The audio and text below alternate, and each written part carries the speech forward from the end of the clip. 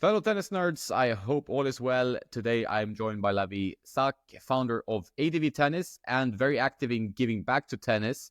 And that's some of the topics we're going to talk about today through Tennis Cambodia, Club Tennis de Chapelle in Haiti, and the Atlanta Youth Tennis Education Foundation. So it's quite an interesting topic and something I think we can all be quite interested in, as well as talking about lower levels of Davis Cup. But we start with the usual question. How are you today, Matt? I'm well, man. I'm well. Here near the Washington, D.C. suburbs. It's a little bit colder than I like, but overall, I can't complain. That was good. It's good. What's the temperature right now? Right now, it's around, I think, 50 Celsius, but 3 weeks ago, it got down to, I'm sorry, not Celsius, Fahrenheit. It got down to Pretty almost, low, though, yeah. I think it is. It got down to 12 Fahrenheit, and that was not fun. Not fun at all. Crazy. Something's up with the weather. Yeah, we have rain here, which we usually don't. So it's a bit annoying, even though it's pretty warm, but it's still raining for like a week. So tennis plans have to be adjusted because we don't even have indoor courts. I mean, we do have nice outdoor courts, but we don't have any indoor courts in the whole like Costa del Sol in south of Spain, where you went for the Davis Cup. So we met me and Lavie and at the Davis Cup, the farewell of Rafa, and also the what was the women's event called again? The Billie Jean Cup. Billie Jean King Cup. Yeah, that was cool. Yeah. How you enjoyed it as well? Yeah, no, it was great. Great competition. We saw the Brits. I think they won, and Emma Raducanu had a great match. So that was really fun to watch. It was. It's always fun to watch professional tennis. And so your background, I think we need to start there. Like, what's your background in tennis? You used to be a player, pretty good level, and what happened? Yeah, I'd be a decent player. I was younger. I went to Virginia. I was not good enough to play at Virginia. Those boys are very good. I know some of the guys are doing pretty well. And yeah, I still love the game. I coached for about 8 years in an academy in Atlanta. Shout out to Universal Tennis Academy. Great people there. Great academy, great kids. So I really miss it there. Yeah, I don't coach anymore. I'm full-time working on ADV, tennis company. And it's funny owning a tennis company. I actually played less tennis than I did before. I want to change that given my knee and my ankle situations, but hopefully I get back on the court full strength soon. Yeah, I guess that's the issue, right? Like you start a company and you're like, I want to be involved in tennis and this is going to help me be more involved. But then the time of playing is reduced, so that's because you're working all the time. Yeah. I find myself on tennis courts more to do photo shoots and content and things like that as opposed to actually playing. But yeah, I want to change that. So hopefully soon. So what happened with your injuries? How did that occur? Let's put it this way. I'm not getting any younger. I broke my right femur way back when playing flag football. And now there's some effects from that. I have early arthritis on my right knee. I have a calf strain. I play basketball twice a week, and that actually impacted that. So yeah. Hopefully everything's all good in a month or two. So. Yeah, it's tough. Injuries and also age, of course. Like with the older you get, the more you need to do the workouts besides the tennis court. You can't just play tennis for exercise. You need to do all the gym stuff as well. I have to ask about the jersey in the back or the jacket in the back. Davis Cup. Is it Cambodia? What is it? Yeah, so that's Davis Cup Cambodia. I guess you call me somewhat of an honorary player. I don't play at all. But I definitely support the team. My parents are Cambodian or Khmer. And yeah, I had a chance to go to one of the first Davis Cups in 2013 in Dubai. They played Group 3 Oceania at the time, and they played I believe Saudi Arabia, Myanmar, Kyrgyzstan, Iran. But it was an amazing experience to see just the different countries and just how everyone got along. It was like just this world of geopolitics. It's a little bit messy, but it's just nice to see everyone rallying around a common thing, and that was tennis. And it was great competition. It was like fierce competition, but there was so much respect. And it was cool to be in Dubai. Like I warmed up with the guys and did some exercises, and like my shoes legitimately were melting because those courts are so hot. And unlike other areas, they don't get to cool down at night. They just stay hot. So it was unbelievable. I can't imagine playing 3 or 5 sets in that. So we had some cramping issues, some of the guys. But yeah, amazing experience. And just that really showed me kind of like the different levels of tennis, but it doesn't really matter what level. Like they are fighting, man. Like they're trying. They're trying to win for their country. Granted, smaller countries, but it was really cool to see. I think sometimes it's better to go down in professional level to get like that dedication and love and passion, because there's no real money involved. Really, like I mean, it's difficult as a tennis player. If you're ranked 500, you're not making a good living from tennis. I mean, we all know how that works, right? Unless you're a YouTuber as well, maybe. But it's tricky. And then you have these guys really working and putting their like life on the line, kind of, at least their spirit on the court for their country in Davis Cup. And we don't see that a lot in tennis, because tennis is very much an individual sport. So players are always playing for themselves. It's a lot about prize money, especially if you're a futures player. I mean, it's very tough to come by any kind of prize money that's decent.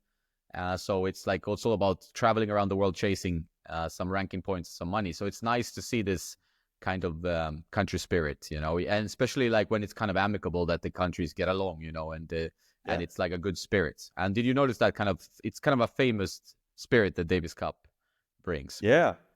I mean, like the Billie Jean count when we went, like it was intense. Like it's great to see like a very intimate environment.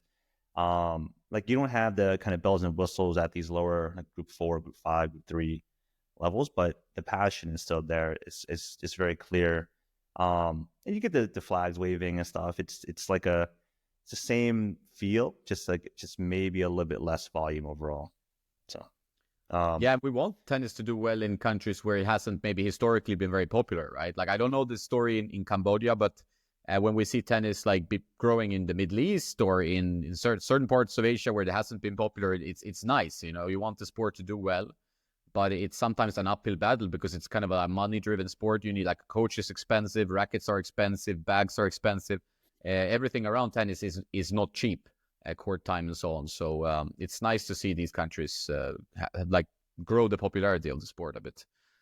Yeah, I mean, especially Cambodia. Like it's obviously near and dear to my heart, being of Cambodian background. But one crazy stat is, I think this was I don't know if it's outdated now, but back in 2013, it was 30 courts in the entire country.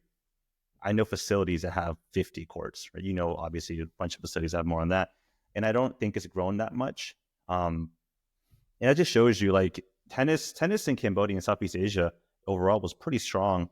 But Cambodia was one of the exceptions in the growth. Like you see the Thai, Vietnamese have some pretty big players, but Cambodia is different.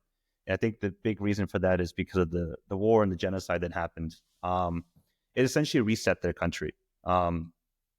When that happened, they were going after academics and athletes. So in particular, just to make sure that it's kind of ground zero. So that obviously really hurts any type of sports, especially tennis. So yeah, it's a fight back. And one of the things I'm proud of, it's not the most or the best production value, but we did a short documentary on the story of tennis. It was actually part of my graduate dissertation. Understanding how tennis evolved, but essentially it was me and a handful of orphans holding boom mics and going out and shooting this documentary to tell the story. It's called A Tennis Return. It's on Vimeo. I can probably share it for you, Jonas, later, but it's something that's cool. It's something that I'm proud of. It's I think there's a lot of power in storytelling. I think that when you see and hear a story, it makes you, understand and want to help and things like that. So that's what really drove me to help Tennis Cambodia, especially with ADV now. I'm a bit more capable to do that. So what are you trying to do? What's your initiative? And I will share the link of the documentary because I think that's a great way, as you describe it. Like storytelling is important for people to also get like that connection to a place. Like if they haven't been there, it's good to watch something to understand like a part of the history, but also part of what they're going through, because Yep. We're all different in parts of the world, right? So, but so how is your work and actively right now with Tennis Cambodia? Yeah, I mean, we pledge 5% of profits from ADV to initiatives like in Haiti and Atlanta. But to be frank, the vast majority of that goes to Tennis Cambodia. I want to be very targeted and meaningful with the dollars that we give there, just to make sure that it has the most impact. So a couple of things we've done. We sponsored one of the better grassroots players. He's 14 or 15 now, but we started when he was around, I think, 11. He looks like he's much younger just because of nutrition issues and things like that. And that was the one of the things that the money helps with is nutrition and his travel throughout Southeast Asia, going to Malaysia and Thailand and things like that to play. That's one example. We also help fund through another nonprofit the creation of stories or books that tell kids about tennis. So it helps with literacy at schools, but also kind of sheds light on tennis and also other racket sports like badminton and things like that, which are popular in that area also. So we're looking at some other initiatives this year, potentially around giving shoes, because in the documentary, you'll see that a lot of kids don't have shoes. And I was there recently, and it's still true. They don't have a lot of shoes. And they hit pretty good balls. So imagine being shoeless and still striking the ball pretty well. So yeah, we have a lot more planned. Like, it's just something that we want to really improve. At the same time, I know there's a lot of other countries that are similar boats, right? Like that aren't well known for tennis. But believe me when I say there will be tennis players everywhere in the world that are trying to get better. So it's really cool. Yeah, and it's like probably one of the best ways of getting tennis in, really into a country, like, and getting people excited about tennis is to at least have one player do something, right? Like, so sponsoring the biggest talent, although it sounds like you're only doing kind of individual focus, but that's really to grow the interest in the sport for the whole country, right? So I think, like, with tennis being an individual sport, you see this in different parts of history. Like, okay, we have even if they only have one player, but if he breaks through, maybe wins a tournament, does something, then suddenly, like, the tennis boom is there and things start happening. Yep. One of my all-time favorite players, and he breaks the mold for most Asian tennis players. You probably guess who it is. It's better than Shishipen. Super, like, I just love watching the guy play. Like, he's like a beast on there and on court. Like, one of our posts way back when, like 5-6 years ago, we reposted a tennis TV thing of him, one of his best rallies or something. And then he gave the little fist pump fire emoji comment on it. And I was like, oh, that's cool. I was pumped. So shout out to Paradon if he's listening. Yeah, you do remember. He's crazy. Like, I think he was one of the first players, at least that you remember, that was doing like the splits and stuff, like doing these amazing physical feats. And then now it's more kind of connected to Djokovic in our minds, maybe. But like, he was one of those first guys that just had extreme, explosivity when his movement, and it was really like a fighter out there. Yeah, 100%. Yeah, that's one player I really remember. But so in Cambodia, like, where do you think tennis can go? And how long does it need to take? Do you think, like, if you keep with your like long-term plan, at least to try to help the country build up some kind of tennis infrastructure?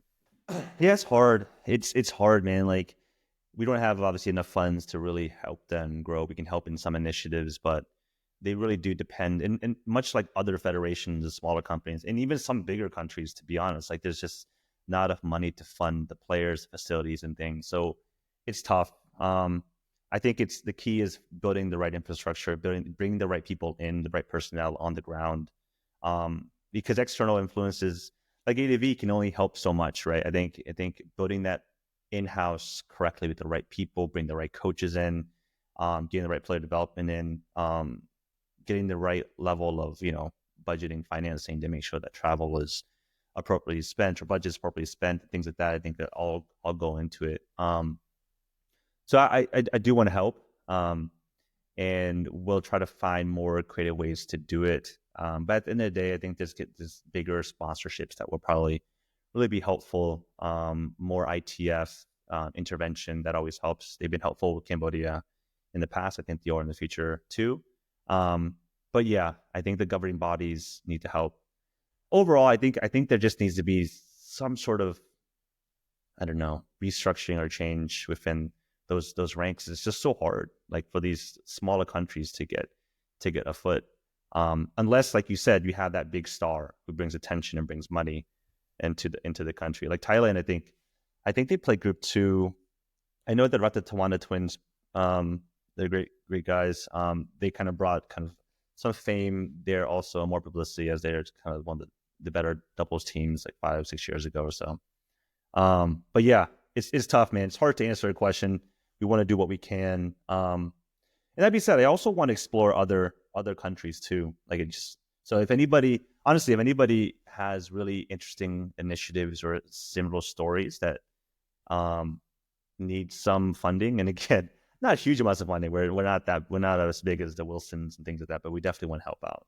I'm definitely open to hearing that. So That's nice of you, and I think it's important. Like I don't know what the initiative is from like the ITF side of things or the bigger brands and organizations to grow tennis outside the kind of standard places where tennis is huge, like in most parts of Europe, the US, and so on, right? So I don't know if there are any initiatives of like, money going into tennis and then going to uh, developing countries or places where tennis is not as popular, because I think we as a sport need to kind of make sure that it's as broad as possible and not just like limited to the usual yeah, hotspots. yeah. I mean, there's talent everywhere. Like look at Ons out of Tunisia. Like that's just there's just like these random hotspots. You just never know. And like I can't remember. There's a few countries that have like a absurdly high density of talented players. That they're doing something right, and I think other countries or regions are capable of doing the same. So it's just a matter of having that spark. So Yeah, because tennis, it has a little bit of a threshold, right? So the costs and stuff, and that's why you need to make sure that the money goes to the right direction, but also like that you have enough money, like maybe from ITF, and I don't know what other brands do, like if there are something initiatives from other brands that are going to certain places or certain federations. I'm not really yep, aware of that, and I don't think that, since I'm not aware of that, and maybe not you either, is that we need better information flows, like what's happening in other parts of the world where to grow tennis. Like, are there any initiatives that are not really yep, marketed, on a big scale? Because I yep, think tennis is one of those sports. I think most sports are maybe like this, but it's one of those sports that get really stuck in like following the top 10 players in ATP and WTA, and like when you go outside that, the interest is dwindles quickly, right? Like, I mean, we yeah, don't even care about doubles, right? Really, most people don't. So that's an issue. Is like this focus on just creating more and more content around the best players in the world, and then we're kind of leaving out like a lot of the grassroots and a lot of other parts of the sport. yeah. I mean, I would honestly argue that there's really good storytelling to be had, that could generate a lot of buzz. Like I think Breakpoint, I think Breakpoint on Netflix got a lot of attention for tennis. Some things I liked a lot, some things I did not like so much. I think it's a little polarizing, but I think tennis needs to take advantage of this, like this storytelling more across the smaller countries, because I think people are willing to help. Like one small story, like I used to coach a women's team in Atlanta. Um, great group of ladies. I shared with them the documentary, and next Wednesday during practice, they just brought a bunch of stuff just all over. Like just here you go, give this to Cambodia. I'm like, logistically hard, but this is really appreciated. Um, so I think people are willing to help. I think that story needs to be told and that light needs to be shined. So I think that's one of the things I want to invest in. If you told me like what's the wish list I have, I would say like have the funds to really tell the story of grassroots tennis throughout like the lower levels of Davis Cup. How like a 9-year-old kid growing up in Malaysia or Cambodia, can really improve. And I think I personally think that's fascinating, because like I resonate personally more with that kind of story than ever aspiring to be like Fed. Like it's just it's different. So I think there's something there. I would love to see that happen at some point. Yeah, I think that would be great. Like, and I think there obviously, like you say, loads and loads of stories that you can build interest around. Because like if you're a good storyteller, you can take pretty much anything and make a good story. So I think there's something there, you know. And we do see a little bit of sometimes on social media, you know, like players playing on some very, very crappy courts. You know, you're seeing like the equipment, but you see the love for tennis is there. They made a court on like a dirt patch or something, you know, and that's nice. But then the question is, what do you do with that? Like, how can you take this visual and like create something positive instead of just having it as kind of like a viral movement of tennis, you know? Yep, 100%, man. So for you guys, like ADV, you're most famous for bags, right? So that's I'm a big fan of your pro bag. It's what's in the background here. It's the bag I use regularly. So what? Well, how like did it start? How did your story start? How did you decide to get into tennis? You know, out of all things. Yeah, I really obviously love tennis, and I wanted to have a career in it. And I started a company before ADV. It was called Shot Stats, and this was this is before the world of like swing vision and play metrics with tracking. This was a onboard dampener, on racket damper that had a screen and a polycarbonate full of gyroscopes, accelerometers, magnetometers, with the sole purpose of giving you metrics in real time on your racket. So you could give it a threshold of like you need to swing over 30 miles per hour head speed. If you don't, it gives you a beep, and then all this data is slung over into your into an app for tracking, and it gives you insights. And this was back in like 2012 when this wasn't a thing. We raised a bit of investment money. We had a Kickstarter campaign, so it was going pretty well. But ultimately, it did not work out. We underestimated the cost of production, things like that. We actually made all the technology open source, so people can take advantage of it, so it's not gone to waste. But then from that experience, I knew that I still knew I wanted to do tennis, but I wanted to do it in a different way. I wanted to think about profitability and sustainability of it first, as opposed to kind of like trying to build something, raise money, and grow it that way. So then I was like, what can I solve really simply? And to be honest, that was a tennis dampener. I'm a big data guy, so we scraped some data on Amazon and noticed that there were some interesting stats around how many dampeners are being sold on Amazon. So knowing that, we developed a dampener that I would argue it works pretty well in the fact that it stays on, has 3 different sizes to match your style, and has very minute differences in feel. And it's one of those products that I think the perception of it really makes you feel like it's like it helps you in tennis. I think a lot of tennis is perception based like that too. But I really like the dampeners, and they were a bestseller for a while. Enough so that we were able to take some profits from that and grow the company and do overgrips, wristbands. We did strings at one point, and ultimately we grew the company to the point where we were able to really do innovative, like really truly super innovative products from the ground up. And I was like, what is something that I want to be better? Like, honestly, that's what I took the approach. Maybe not the best product research, but it was essentially the tennis bag. I thought the tennis bags just weren't thought through compared to some of my camera bags and things like that, where they're very robust, have all these pockets, all these like bells and whistles. Like, that hasn't been done for tennis. So I found a really great designer who's actually ex-Prince Rackets or Prince Tennis. He used to work on their bags.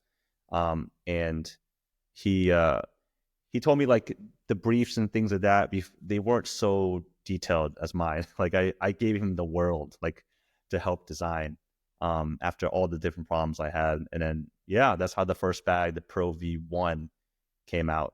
Now we're the Pro V3, and we launched a backpack. We launched also a pickleball bag, and we're in heavy research development for another bag. As a hint, it's a smaller backpack because something that people were asking for.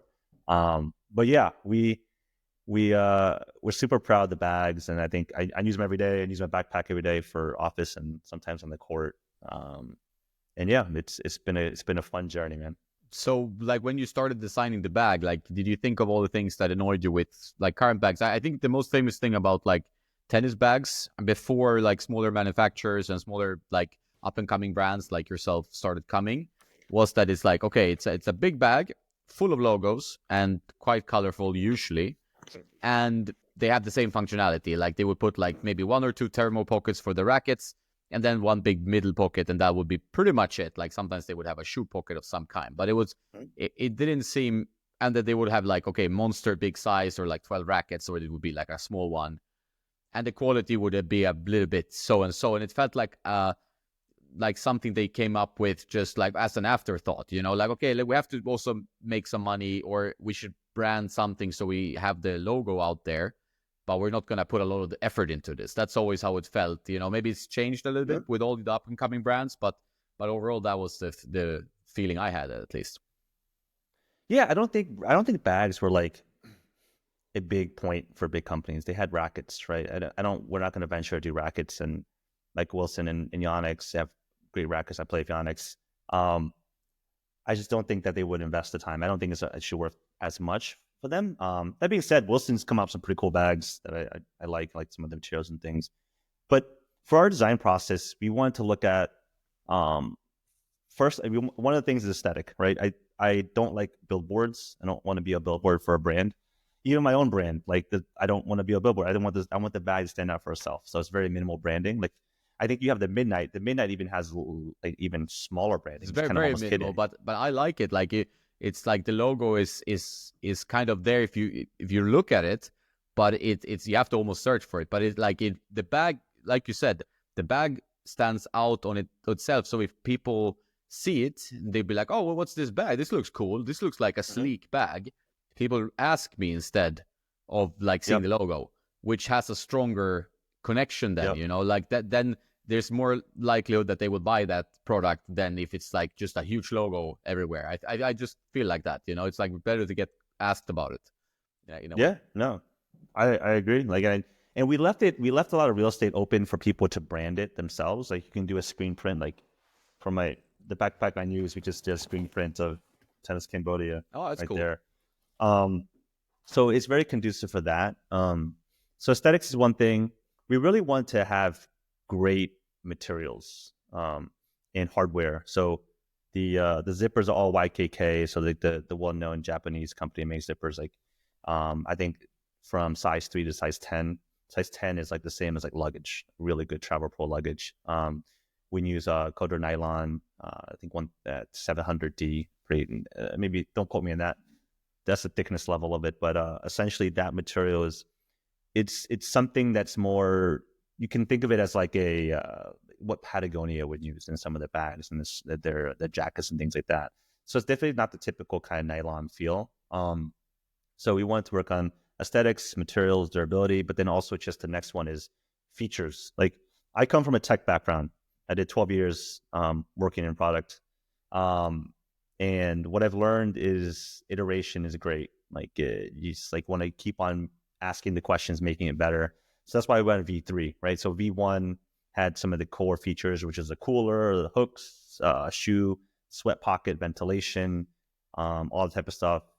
V2 had some upgrades. V3 we had a toilet 3 pockets.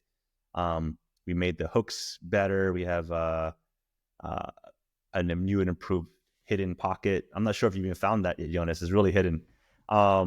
So, and then what else do we have? We have a bunch of other features that are really cool. So every time we want to release every time we do a big pressure round, we want to do a new version. Just like kind of like Apple does it. And it's funny, man. Like we get some people who do treat like iPhones. They get the first one and like the next one comes out and they get it and they get the third and then just kind of collect them. So that's interesting to see. It's cool. So hopefully they gift them the old ones, something like that. So yeah, I think that's a great way to do it. I mean, I think you want to make sure that the bags improve, right? So and the iterative approach is important. Like with rackets, they sometimes do it, but with rackets it's tricky because players they're so connected to the feeling of the racket, right? So if you change the feel, then people don't like it. Maybe that could be something off.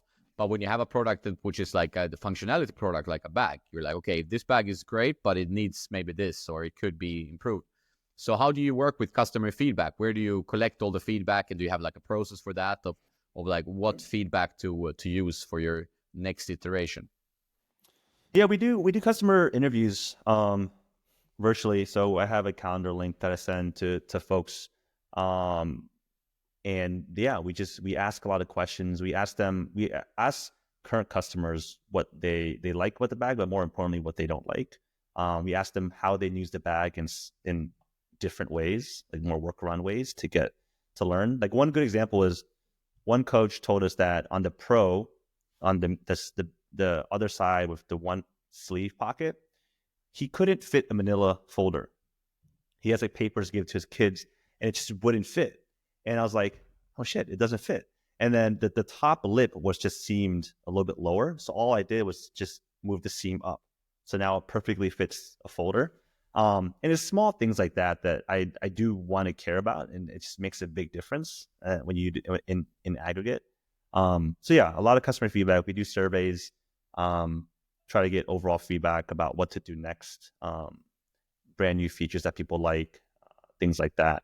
So yeah, we try to do the cycles every 4 to 6 months or so.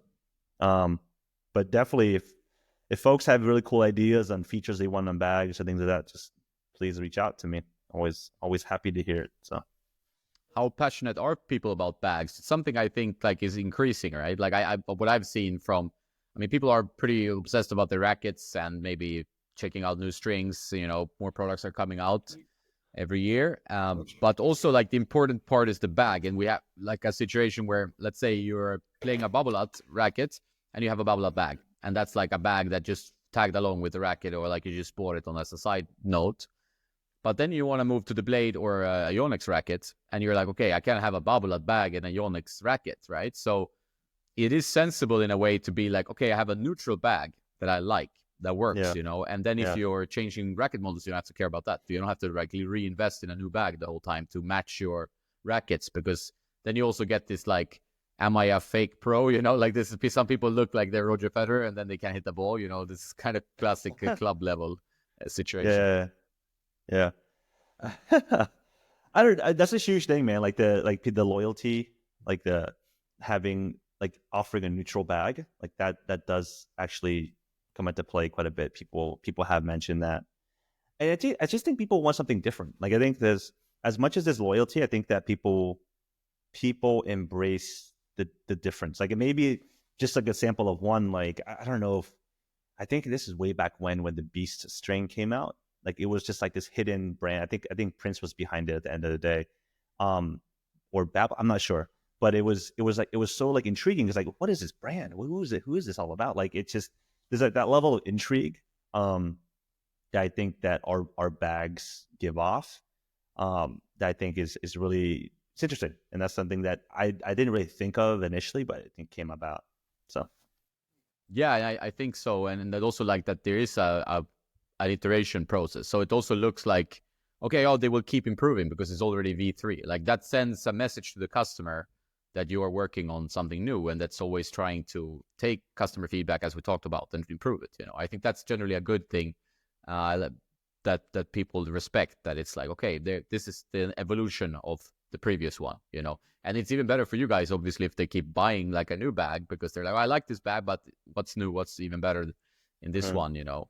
And like for the backpack, like that, my friend Nils also has, who I played with yesterday, because he bikes to the tennis club. Like I always drive. I have loads of rackets. I mainly use the pro bag, but for him, he's biking because he can bike to the tennis club where he's also working, kind of. So he's like in love with the backpack because if it's raining, he can like cover it. You know, cover the rackets. That's a pretty nifty feature that not all backpacks have, and it has a, like now you're talking about the smaller bag, but this one has quite a lot of space, so you can really like take it on a plane or you know, carry a lot of stuff in it, you know, which is really appreciated, I think. yeah, I mean that's my everyday bag. Like that bag I just like showed, like it's that I take to my office, which is a coffee shop or the gym or something like that. But I take it on. I can take it on a flight. I like a two night stay, two maybe three. I pack super light. We actually have packing cubes that work like designed for it really well. They're actually cool. The packing cubes, to be very honest, that's probably my wife's favorite products. She works on the marketing. She works on she has a marketing for ADV, but she loves the packing cube more than anything else because she uses it for everything. Like some weird use cases for it. I have some family members who they put makeup in it, something like that. But its real use case is as two-sided. One side is for clean clothes. When it gets dirty, you stick it to the other side, which is a antimicrobial silver ion lining to keep it not so stinky. It has a new zipper now to keep it leak proof, so sweaty stuff doesn't come out. And when you're done, you take the sweaty stuff, throw in the wash, and now you have a cube to use. So yeah, it's interesting. It travel like this one thing I want to do better is travel with the bags. The small bag can be carried on officially. The big bag, it's not officially TSA compliant. I have traveled with it all over the world, especially domestically in US. There's no issue. To be honest, I had one issue, and that was a flight from Cambodia to Seoul, Korea. Ultimately, I was able to get it in. I had to talk to him a little bit longer. So you check it in? I mean, or you take it on the plane? I do, yeah. Oh, yeah, wow. I do. Okay, the pro bag. The pro bag, yeah, it's impressive. That's nice of them because I wouldn't dare do that. I usually check it in and it's fine, but it's been no problem. But if you can bring it, even better.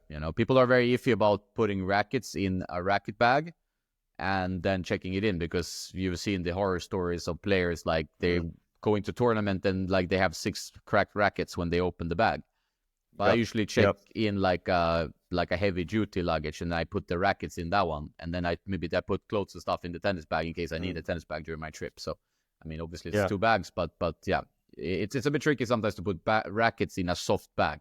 Then if you can take it on the plane, well, then that would be the optimal solution. I may have to talk to you, Jonas, about some future research and development on a hard shell racket check-in bag, something like that, to make sure, something indestructible. So yeah, I like indestructible bags. That's kind of what I use. So the bags in your like product line is what's selling the best, or I mean, you like you said, you had like overgrips, dampeners, wristbands. You have 2 different kinds of overgrips, and a cap and so on, right? Like, is the bag your main thing now? The bag, I mean, they are our flagship product. They are definitely the most expensive of all the products. We probably sell less of them than our smaller accessories just because the price is so much higher. But they are our kind of our bread and butter. We shift a lot of our research development to the bags and continually make them better. So yeah, I would say it's true. I think we are introducing some other products. One is our training kit, our version 2.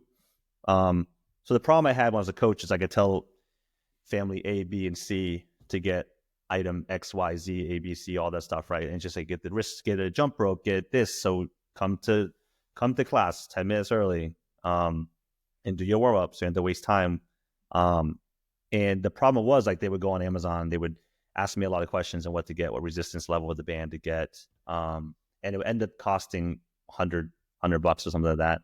So I was like, there's gonna be a better way. So I worked with some folks and tried to find what's a good kit of things that you could give an athlete or a tennis player for them to use to warm up, to cool down, to prevent injury, and all that stuff. So it's a collection of like a reaction ball, jump rope, 3 resistance bands, cones, all these type of things to give them a shortcut. And I think it's reasonably priced for all the stuff you get in it. So that's actually just launched or will be launching very soon now. And we got some pretty cool content creators also helping to help make some cool useful content around each piece. So yeah, that's the one I brought out to a friend of mine who is a coach. I'm not a coach. I mainly log around rackets and play tennis, but he was really impressed by how he was a very good coach. He used to coach be on the team for an ATP top 50 player, right? So this guy knows his stuff. But for him, it was just natural. Like, he never saw this kit before, but he was like, okay, this is used for this. And he has a 10-year-old girl he's coaching who's very, very talented and very ambitious. And he just put all the products to work straight away in like a circuit, right, for her. And I was really like impressed that he, partly by the products itself, because it was just like, okay, we thought through that what you can do with it, and that made her get like a great warm up, because they do like 2 hours every day of training, right? So she really wants to go pro, like, and I see a lot of kids playing, and she's one that can go pro as well. I think she has It's great. the skills for it, and then the dedication. Obviously, you never know what happens, when you're only 10. But yeah, that was an impressive way, and also like very easy for him then to have the bag, and then just like, okay, let's do the skipping rope, let's do the reaction ball, and he could just do the circle, which is also a bit more fun for if you have a kid, right? Like this is step 1, step 2, step 3, step 4, and then you are warmed up and ready to go for hitting some balls. So that's it's a good product. I think that has a lot of potential, like from my point of view as well, right? Like maybe not for 40-year-old tennis players, although they should get it maybe more than anyone else. But like for any coach or anyone like with tennis playing kids or juniors, I think it could be amazing, right? Yeah. You're right. My kid, my 6-year-old, he has to be told in numbers and sequences what to do. So he loves that. So the circuit idea works well. Yeah, exactly. I think that is that's great. And I think sometimes it's funny, like I usually encourage people, like let's say players who are 35 to 55 or whatever, and they tennis nerds, right? People listening to this, watching YouTube videos, and they really want to improve, so they really want to get better at tennis. But part of my audience, including myself historically maybe, they're like, oh, the best way to improve in tennis is to buy a new racket, and that's, as we know, most people in the back of our head, it's not really the way to improve. It's like, okay, you have a racket, that's probably fine. You find the string and so on, right? But it's like working on your reaction, on your footwork, and like putting in a small investment in a product like this, and then doing the work, right? Like making sure that you actually warm up every time for 30 minutes, 20 minutes, 10 minutes, whatever that you have in your schedule. And then you will improve as a player, instead of just keep searching for this holy grail of a racket that will improve your forehand, like Roger. So that's the thing I usually tell people, but then I don't know if they actually do it. It's something that would be very recommended, right? Generally for any age, right? Like if you want to improve, you also have to improve your functional skills, not only your racket and string. Yeah, 100%. And that's why we got some of our content creators to make specific, like they focus on coaching, and they had each like one section, like we had Jonathan Stokey work on shot foundations, fundamentals, how to use the gear for that. Ashley from Tennis Mentor, he did agility, reaction, improving that. And then Micah from Micah Bevel Tennis did injury prevention and recovery. So it's kind of these 3 kind of fundamental pillars. They all kind of cross over a little bit, but ultimately, like, they don't take that long to do, right? They're good things to do. You don't need to do all of them all the time, but like having your own regimen that you can base off of, I think from that core set of drills, I think would be really good. Yeah, I think so too. And I think putting in a little bit of that into your schedule will really shift. Like I talk always about the HIIT programs I do. I started doing them a year ago, and it's really helped me, like footwork and strength overall, and not being injured, So, and like this kind of kit would also help just getting to the court. Okay, making sure all the body parts are ready for tennis, because otherwise, like if you just go to play, you might be injured, if you're especially a little bit older woman or man, then it can easily happen, and then you can't play tennis for a certain time. So it's not ideal, right? Yep 100%. I should use it more myself. Yeah, that's the thing. We can get it, but then we have to also use it. That's important. When it comes to our favorite sport, pickleball, usually listeners say like, oh no, I have to unsubscribe now. They're talking about pickleball, but I respect pickleball.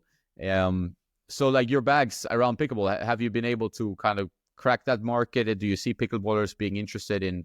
Because from what I understand, like, and I have been to like pickleball shops and recently published a video on my other YouTube channel, Tennis Nerd 2, where we went through like what pickleball rackets or paddles, they're called, of course, how they, like, what the technology, the innovation is going crazy. Things are moving at breakneck speeds, and I can imagine like there is a desire and an interest in like a good bag if you're a pickleball player. Yeah, I mean, so our bags are top of the market. The price point is higher than most bags. And for tennis, we thought that works because I think rackets are 250 plus 270 sometimes, right? And tennis players are they really care about tennis and they want to invest in it. Um, I did question pickleball if that was the case because pickleball I think is I didn't think there was that premium at the high top of the market is that big. That being said, paddle prices have gone skyrocketed. Like you can I think they're like 250, 280 now.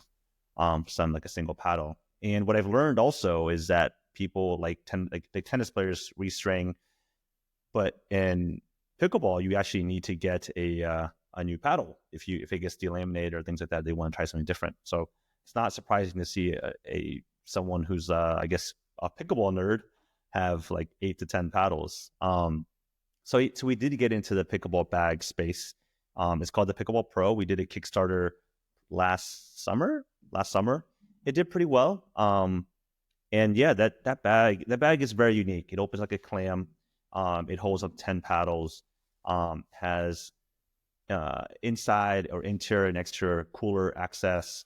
A shoe compartment that doubles as a extra paddle pocket, but it's really unique. That bag, I think, is probably the most unique of the three, in the fact that it operates differently than a normal bag, and it's definitely tailored to a tournament. So when you go into a tournament, rather than every day, and to be honest, it works just as well for a tennis racket. It can fit 2 rackets in the back instead of paddles if you like. Um, and then we have the backpack, which is a tennis backpack V2 and the pickleball backpack V2. They're actually the same product, but we try to do a marketing to show that it can be used for paddles and pickleball use cases and tennis use cases. But ultimately, it's a very versatile backpack that you can use for pickleball and tennis. And for those who play paddle, like it fits paddles too. So it's kind of we want to look at the brand as like we started in tennis, but we want to expand and get to all the use cases, but not at the detriment of tennis or tennis use cases. So, but yeah, pickleball is interesting for sure. I enjoy it. It's fun. I have no animosity towards it. It's a fun sport. I love how it gets people together. You can't just go to a tennis court and just say, let's go play some doubles, guys. And just pick. It's just hard. You can't do that. But in pickleball, it's normal to do that. So Yeah, I think that's really impressive, and I think there's stuff to learn from that. Like, how can we make tennis more inviting and more accessible, like using green dot balls and lighter rackets for the beginners, or having beginner doubles of some kind, like making your club a little bit more inviting. One of my standard clubs here in the south of Spain is like they have mixed doubles. So it's like, any level, you can be a beginner, and you mix around like the teams, and you play like for 3 hours, but you mix around. It's very social. I think that's a great way of addressing tennis, because tennis can be so competitive and very kind of like elitist in a way. And I think we could learn a bit from pickleball.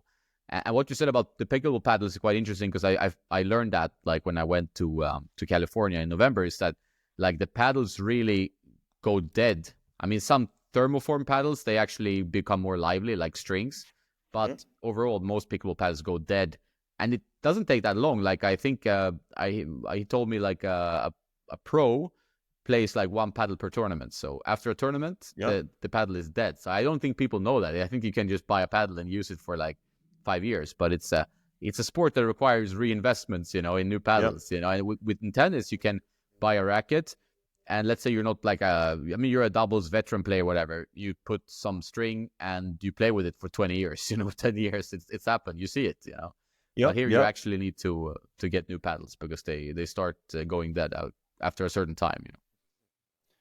You got me thinking. So one thing, I'm not sure if I shared this with you, but this is super tennis nerdy of me. But in grad school, my dissertation, I think I alluded to before, was on the evolution of tennis as a sport, and using that as a framework for other sports and like their trajectory. So I was like an 80-page thesis or a dissertation on tennis. It was fun because it was tennis, but essentially it was like a 3-phase thing where you had the racket evolution, or the materials revolution that kind of made it from wood to composite, or to metal to composites, to all sorts of materials now, different strings, etc. And then it had to shift into the market. The tennis had to morph into the player. So they had to shift to the smaller players, the kids. Like, how do you morph it? Because you can't. It's just, you're physically different for you. And also for the more recreational player, which I think is incredibly important. Like it's one thing to be very good at tennis, but like, it's the vast majority of players, just they're the more recreational, because tennis is a hard game, right? So like things like cardio tennis really evolved into it. And I think pickleball, if I was to rewrite that dissertation, I think pickleball and these other racket sports that are more social, I think are very important it's like an existential issue for tennis. I think they need to find a way to make it broader, because it is a difficult game. It's a very rewarding game because it's so difficult. Like, you hit a great forehand on the line. You don't just do that. Like, you don't just go out, like, if you never played tennis, and do that. You have to train for years. So I think there's something there. Definitely, I think there's another phase of the evolution to be done. Yeah, and it's something to be aware of, I think, because like tennis is obviously relying on top ambassadors like Roger, Rafa, Novak, really pulling strings that for the interest of the game. But then also for players who get interested, like, what is the progression? Because you always need progression. Like, where do I start to get into something? And like, pickleball nailed it, but how can we do it better? Because tennis has been around for ages, and it's like it's a beautiful sport when you know how to play it. But it's like that first few months or a first year or two, it can be really frustrating. And like, that's very easy. I think if you would look at data, I would say like, probably a lot of people give up quite early in the process because it's so demanding, right? Like, you need to put in so much effort. But then as you get into it and as you decide to commit to it, it gets more rewarding. So you're like, okay, I'm having more fun with tennis than pickleball and paddle, but it took me a while, right? Like, so there's also obviously like a reward at the end if you put in the time investment. But for some people, that's not feasible. So then obviously pickleball and paddle. And I think hopefully, and I've heard that as well, and maybe it bears out in the data, is like people actually move between the sports. Maybe they can start with pickleball or paddle or whatever, and then move to tennis, And I think the sports kind of need each other to be like a racket sports thing, So we shouldn't have too much hate towards each other, because I think really we're going to benefit from each other's existence, in a way at some point.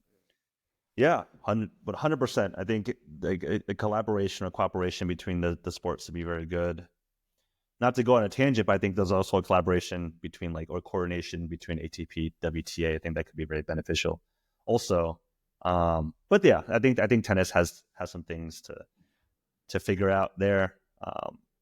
But yeah, I'm also excited about padel or paddle. I keep on saying, yeah, I've been told so many times it's not padel, just paddle. But in America, everyone says padel for some reason. I think it's because like a paddle, you think of like, I mean, if you say pickleball paddle, people know what it is. Like, so you're thinking of a paddle that you're hitting, right? So maybe it's actually better in a way to call. I mean, most of my American friends say padel as well, and my Dutch friends say padel. So maybe that's what it should be called. But here we say paddles, right? So it's like, I don't know. It doesn't really matter because we know what we mean. But it's an interesting one. But definitely that is growing, and I think it's gonna go and grow in the US quite a bit as well, right? So we can see that happening as well. And that's good. Like, more sports, the better. As sports bring people together. We talked about Davis Cup, and in like smaller countries, and it's so important to have sports, especially when there's like tough times. It's like sports can give you like a highlight in your day. It's a very important thing to have. Yeah, it's like it's one of the few common languages that bring peoples together. Like, there's music, there's sport, there's art, but I just think it's magical. Like, if it can be done right, I think it's such a powerful thing. I think for kids, for adults, for anybody, just to say, it's great, man. It's great. It's made my life a lot better in general, just from many aspects. So same. You did mention Kickstarter. Like, how important has I wanted to ask you that. Like, how important has that been for you, like in your journey, to be able to get some funding for your ideas before they become reality? Yes, it's interesting. We use Kickstarter as to be really honest, we use it more as a marketing channel to see how much organic awareness or traffic we can bring via Kickstarter, as opposed to needing it to drive the funding of our production runs. We were going to do the production runs anyway, but we wanted to see if Kickstarter could really give us a boost in getting that initial audience. I think it was very important for our first bag launch, but now that we have a decent audience and a pretty good presence, that it may not be necessary to do Kickstarter, but we'll definitely keep on doing launches. I think we'll always kind of grow hype about the new products and things, but I don't know if we do it again at Kickstarter. But that being said, Kickstarter is a good experience. Like, I mean, it's the people buying Kickstarter are really your evangelists. Like they're supporting you, because there's never a guarantee that you actually get our product when you do on a Kickstarter. For us, it was more or less a guarantee because we already were going to do it anyway, and we had the funds for it. But yeah, I don't regret doing it. I think it was great to get us kind of where we are now. Yeah, it seems like a good approach, and I think it's important to think of marketing and visibility as well. Like, so I thought about that. Like, what would be your next level? Like, where would we see an ADV bag on some pro player? But for that to happen, it's obviously an issue in tennis. It's like, okay, if you play with a Wilson racket, you have a Wilson bag. If you play with Babla racket, you have a Babla bag. So it's tricky for a bag manufacturer, even if you make, like they say, the best bag on the market, that to get a pro to actually carry it on to the court. Have you thought about that conundrum? So the way we kind of went around that was the hypothesis is that if someone sees, I'm just throwing out a player right now, Taylor Fritz's coach, Michael Russell, have the ADV bag, that's just as effective as if Taylor Fritz was using that bag. We could say that Taylor Fritz's coach, Michael Russell, uses the bag, which he does not. It's just that's just an example. But that's one avenue we looked into, is like, how can you approach tour level coaches with this? And because I think not all of them have the same deal as their player. I could be wrong, but I don't think all of them do, even the high level ones. So I think they wouldn't say no to a good bag that they can use while they travel on court, all that type of stuff. So that's one channel we're looking into. We made some crossroads into that. So there's some pro coaches using it. But as for players, it's not a big investment point for us. Like you said, like if they're big enough to get to have a lot of influence or high rank, they're usually under contract. That being said, like a lot of content creators and influencers arguably have more reach than players too, which I've learned. Which I'm probably sure you know too, Jonas. Like it sometimes it makes more sense to collaborate with content creators. So. How up on your social media game are you? Like, working on like content ideas for yourself, or like dealing with content creators? I know you're doing, and we talked about the upcoming content for the bag, right? Like the training kit. But are you like really following, like, how can we create more exciting content, making sure you're like aware of what's happening on social media and so on? Yeah. So my wife, Maybelline, co-founder, and she leads up the marketing side, definitely has a lot going on in the content on the content world. Teaming up with really awesome content creators. We're going to create some of our own. We try to get pretty elaborate for some of our review videos. Like, I try to have fun with it a little bit. We do try to make it to tournaments and share that experience. Kind of the lens of not like ADV, but also as a fan. So I'm a fan of tennis. Like, we go to the US Open every year. To be honest, half business, half pleasure, right? It's fun to be in your city, seeing the US Open. So yeah, I think content's a huge piece. Like, I don't think we're ever going to have like a great podcast, a YouTube channel like you, Jonas, but like, it's something that, I think it's something we want to get better at over time. How good is the US Open? Is it worth going? I have to ask you now. It's my final question for my personal Have reason. you not been to the I US have Open? not been. I was thinking, now that I didn't go to Indian Wells, I should go. Oh my goodness, yes. So I've been to all four, had the privilege to go to all four. Wimbledon, as you expect, is probably the most proper, kind of low key, still very fun. The French has its own unique vibe. Aussie and the US Open are more like party time type atmospheres. Like, especially, I've been at the US Open until like 3 a.m. when they have to ask everyone. They open the seating so you can run down to the court side to make it look not empty. It's awesome, man. Like, it's totally it's loud. I think it's it's loud and party, but it's still somewhat respectful. Like it's not like disrespectful to the players or anything. The grounds are really fun. Everyone just seems to have a good time. Like it's also New York City. You step out and you're just in the biggest city in the world, arguably the biggest city in the world. I would recommend it, man. Come to US Open. I'll be there. So I'll buy you a honey deuce. Oh It's yeah, one of those. it's gonna be like $200 next year or something by the price increase. Legitimately, it's gone up in price every single year. Like legitimately, it's crazy. I remember the good old days when you get a grounds pass to US Open for like $60. So now I think the cheapest grounds pass I could get was like $220. It's crazy. For a day? So for just a grounds pass to not have access to Ash. Wow, that's crazy. Yeah, but it's fun. It is the US Open, right? And you're in New York, so there's a lot of things that are good there. Well, this was great, man. I really appreciate the conversation. Interested to hear about your new products. When we publish this, I guess the training kit is the most spotlighted one, but also fascinating to hear about your work with giving back to Tennis Cambodia, and other organizations. I think it's really really heartwarming to see that you give like 5% of your profits, and that's nice. I hope other brands can take some inspiration from that and also do that, and we try to help to build grassroots tennis and make tennis accessible in as many places as possible. Yeah. No, man, I appreciate you having me on. This is great. I love talking about ADV, but I mean, I love talking about Tennis Cambodia and just the initiatives. I think I want to share that story more and more. So I think the more people hear it, the more people are interested in that type of world. So. And I will link to the documentary in the show notes so people can check it out and learn more about Tennis Cambodia. All right, thanks, man. See ya.